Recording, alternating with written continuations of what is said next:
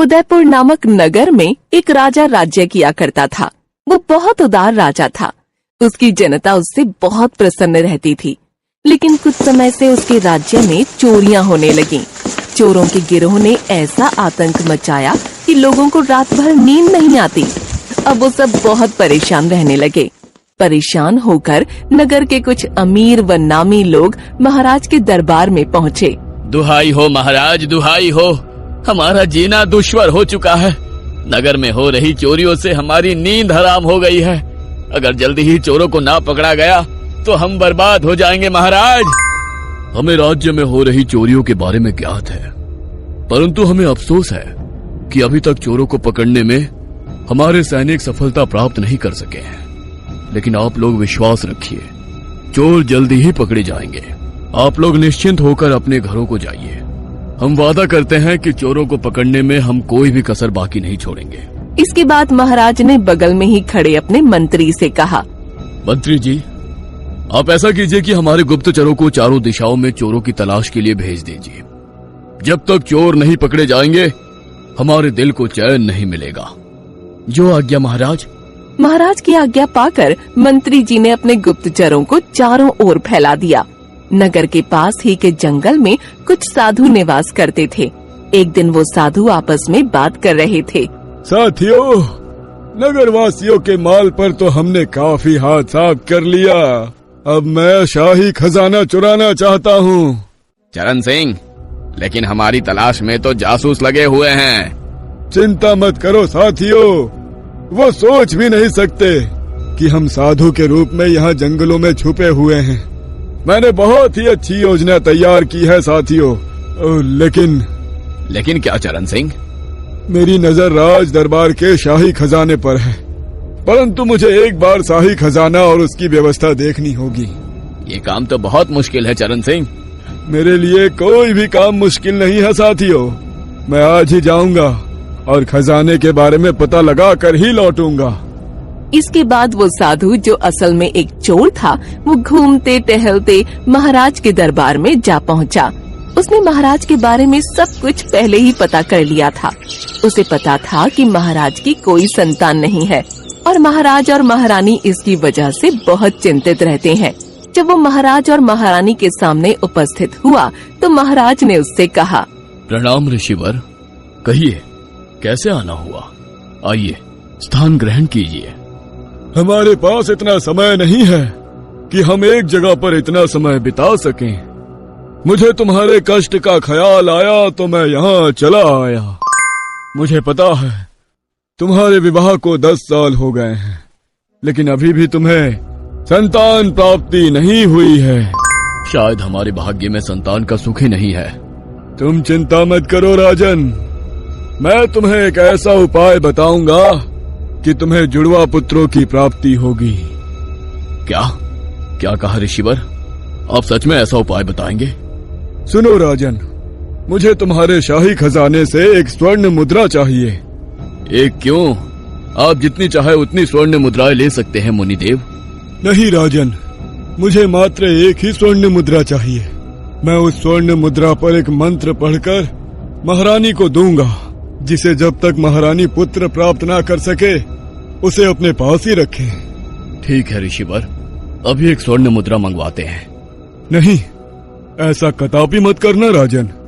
किसी और के द्वारा स्पर्श की गई मुद्रा मेरे किसी काम की नहीं रहेगी। मैं कुछ समझा नहीं ऋषिवर। हम शाही खजाने से एक स्वर्ण मुद्रा स्वयं उठाएंगे और मंत्र पढ़कर महारानी को देंगे। जैसी आपकी इच्छा ऋषिवर। फिर महाराज उसे लेकर अपने साथ शाही खजाने में गए। वो साधु के रूप में चोर था, जो बहुत प्रसन्न हुआ। वाह, शाही खजाने में कितना धन है। अगर मैं इसे चुराने में कामयाब हो गया तो मेरी 7 पुश्तों को भी चोरी नहीं करनी पड़ेगी। ये सोचकर वो आगे बढ़ा और सामने से एक स्वर्ण मुद्रा उठा ली और पुनः महाराज से कहा, तुम्हारे शाही खजाने की व्यवस्था तो अच्छी है बेटा, लेकिन मान लो कि अगर किसी अन्य राजा ने तुम पर आक्रमण कर दिया तो तुम इस खजाने को लेकर किस रास्ते से निकलोगे? आपके पीछे जो खुंटी है उसके खींचते ही एक गुप्त द्वार खुल जाता है। इस द्वार से हम खजाने सहित एक पहाड़ी की गुफा में पहुंच जाएंगे।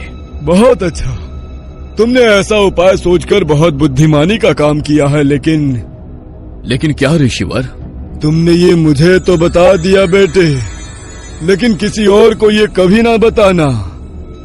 मेरे अलावा इस गुप्त द्वार के बारे में केवल सेनापति ही जानते हैं ऋषिवर। तुम्हें इसके बारे में सेनापति को भी नहीं बताना चाहिए था। वो मेरे बचपन का मित्र है ऋषिवर, वो मेरे साथ कभी भी धोखा नहीं करेगा। अच्छा चलिए महाराज, मैं इस स्वर्ण के सिक्के पर मंत्र पढ़कर महारानी को दे देता हूँ। ठीक है ऋषिवर।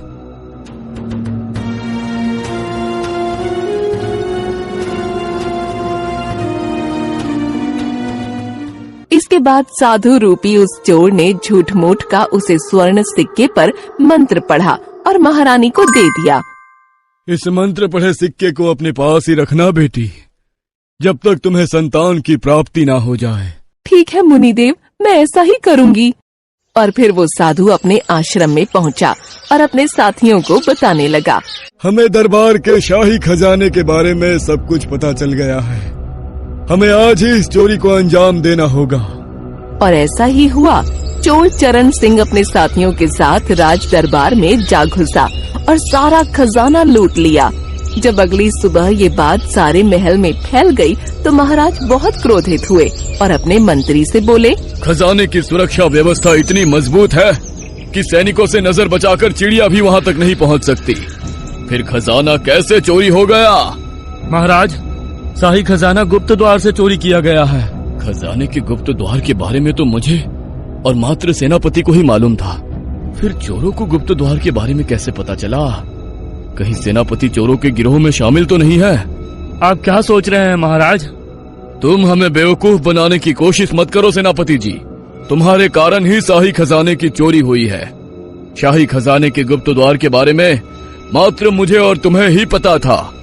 आप बेकार में मुझ पर शक कर रहे हैं महाराज। मैं अपनी प्यारी बेटी की सौगंध खाकर कहता हूँ कि ये भेद मैंने किसी को नहीं बताया।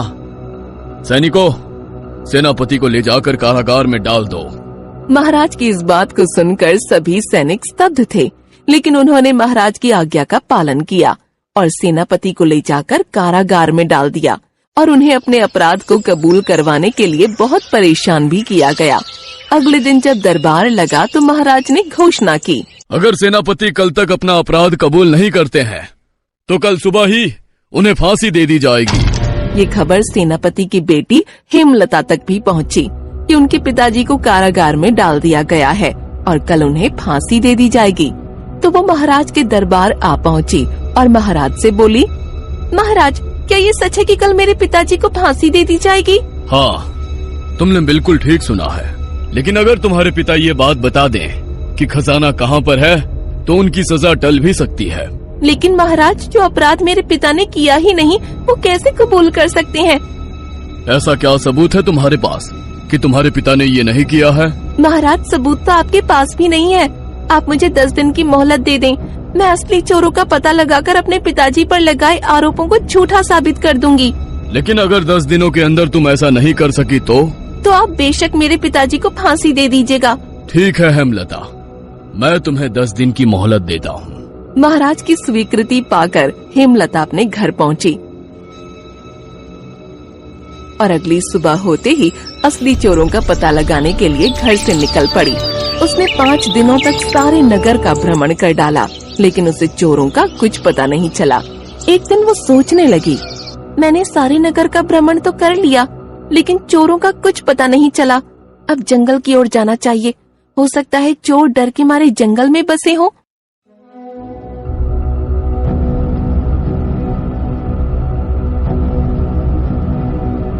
वो सारा दिन जंगल में भटकती रही, लेकिन उसे कुछ न मिला।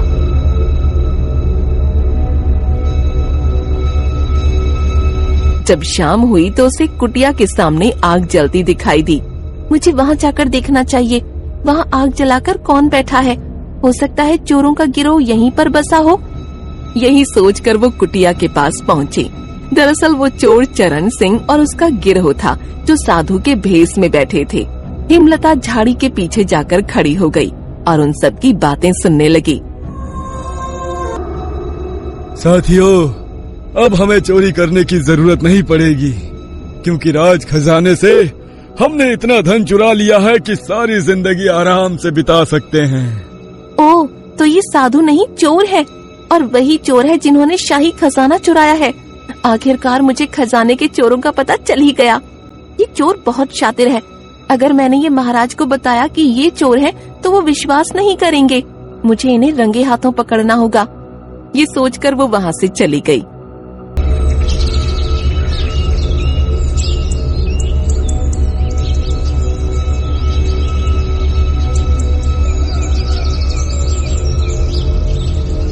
और अगली सुबह होते ही महाराज के दरबार में जा पहुंची। महाराज, मैंने शाही खजाने के चोरों का पता लगा लिया है। कौन है वे? मुझे माफ करिए महाराज, मैं आपको उनके बारे में अभी नहीं बता सकती। इसका क्या मतलब है? मैं उनको रंगे हाथों पकड़ने की योजना बना रही हूँ महाराज। इसके लिए क्या आप मुझे एक शाही सराय दे सकते हैं? और मुझे सोने और चांदी के बर्तन भी चाहिए। अवश्य, मैं ये सारी चीजें तुम्हें अवश्य दे सकता हूँ। आपका बहुत बहुत धन्यवाद महाराज। हेमलता ने महाराज का आभार व्यक्त किया और फिर वहाँ से अपने घर आ गई।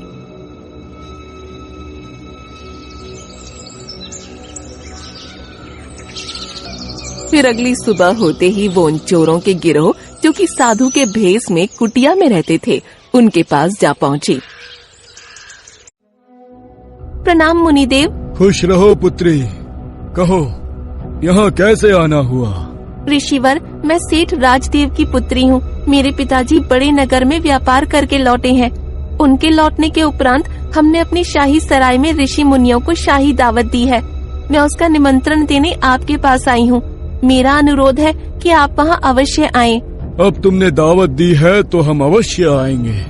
साधु महाराज, आपका बहुत बहुत धन्यवाद। हेमलता वापस लौट आई और महाराज के शाही सराय में जाकर रुक गई और दावत की तैयारी करने लगी। अगली सुबह चोर चरण सिंह साधु के भेष में अपने साथियों के साथ हेमलता द्वारा बताए पते पर शाही सराय पहुंचा। आइए महाराज, आपका शाही सराय में स्वागत है। आपका भोजन भी तैयार है। हेमलता ने सम्मान पूर्वक उन साधु रूपी चोरों को बिठाया और सोने चांदी के बर्तनों में भोजन परोसा। तो साधु सोचने लगा, वाह, इतने सारे सोने व चांदी के बर्तन। अगर इन बर्तनों पर हाथ साफ कर दिया जाए तो कितना अच्छा होगा। मैं आज रात ही अपने साथियों के साथ आऊंगा और ये सारे बर्तन और सारा माल लूट कर ले जाऊंगा। उन साधुओं ने वहाँ भरपेट भोजन किया और वापस अपनी कुटिया में लौट आए और उसी शाही सराय में बर्तनों सहित धन लूटने की योजना बनाने लगे। उधर हेमलता भी महाराज के पास जा पहुंची और उसने साधुओं के बारे में बताने लगी। महाराज, आज रात शाही खजाने के चोर शाही सराय में भी चोरी करने के लिए अवश्य आएंगे। आप उन चोरों के लिए कड़ा प्रबंध करें, जिससे वो शाही सराय से निकलकर बाहर न जा सकें। ठीक है, मैं प्रबंध करवा दूंगा, लेकिन अगर वो साधु चोर ना निकले तो आप मुझे जो भी सजा देंगे वो मुझे मंजूर होगी। हेमलता के विश्वास दिलवाने पर महाराज ने शाही सराय के चारों तरफ सैनिकों का प्रबंध करवा दिया। उसी रात हेमलता एक मंत्री के साथ एक कोने में छुप गई। कुछ देर बाद वो चोर जो साधु के भेष में थे, वो शायद ही सराय में गुप्त तरीके से घुस गए और साधु अपने साथियों से कहने लगा, साथियों, सभी सोने व चांदी के बर्तन वो जो भी धन मिलता है उसे समेट लो। इसके बाद साधु रूपी चोरों ने सारा सामान समेट लिया। तभी वो मंत्री सामने आ गया और सैनिकों के साथ उन सबको घेर लिया और उन्हें दरबार ले जाकर महाराज के सामने पेश किया। राजा उस साधु को देखकर हैरान हो गया और सोचने लगा, अरे ये तो वही साधु है जो कुछ दिन पहले मुझसे मिलने आया था। अरे ऋषिवर, आप? महाराज, ये कोई ऋषि नहीं बल्कि चोरों का सरदार है। ओह, तो अब मुझे समझ आया कि शाही खजाने के गुप्त द्वार से चोरी कैसे हुई। मैंने शाही खजाने के गुप्त द्वार के बारे में इस पाखंडी साधु को भी बताया था। पाखंडी, तूने शाही खजाना कहाँ छुपाया है? अगर तूने नहीं बताया तो तेरा सर धड़ से अलग कर दिया जाएगा। मुझे क्षमा कर दीजिए महाराज, वो खजाना मेरे जंगल की कुटिया में रखा हुआ है। तूने ना जाने कितनों का धन लूटा है। तू क्षमा योग्य नहीं, तुझे मात्र सजा ही मिलेगी। मंत्री जी, इन सभी को ले जाकर कारागार में डाल दो। महाराज की आज्ञा का पालन हुआ और उन साधुओं को ले जाकर कारागार में डाल दिया गया। तो महाराज ने हेमलता से कहा, बेटी हेमलता, मुझे तुम पर गर्व है। तुमने न सिर्फ अपने पिता को सजा से बचाया, बल्कि पूरे नगर को भी चोरों के गिरोह से बचा लिया। हम इसी समय तुम्हारे पिता को मुक्त करते हैं और तुम्हें इनाम स्वरूप 100 स्वर्ण मुद्राएं देने की घोषणा भी करते हैं।